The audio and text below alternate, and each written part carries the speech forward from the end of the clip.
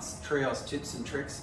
Today I'm going to talk about looking at your scan to identify any potential errors, or actually the quality of the surface of the scan. That's really important, not only for yourselves but the lab, so that you get an accurate representation of the patient's mouth. So if we look at the image here, the first thing I do, and it's a really good habit to form, is to turn off the colour when we have it and look at our scan in monochrome. It's much like looking at the scan as a model. So on the right hand side, if you can see my large cursor here, there's a little round circle here. We can toggle the colour on and toggle it off. Now in this full arch scan, what I want you to look for each time you do a scan in a full arch is look at the incisal edges. And you can see here there's a very distinctive black line.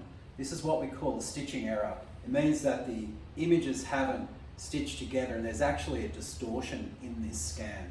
If you see this in your scans, there's only one thing I suggest you do, is to delete the scan and start again, because the error is already within the arch.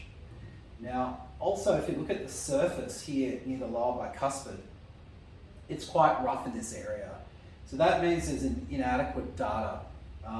If you ignore the error on the incisal edge, this area here, if you scan over it again, you'll get a better image.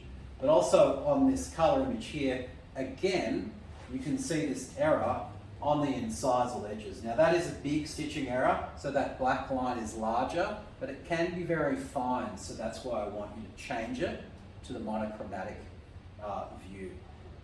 Now I want to show you another image, is that if we're not dealing with the moisture control in the mouth and we have a lot of saliva on the occlusal surface,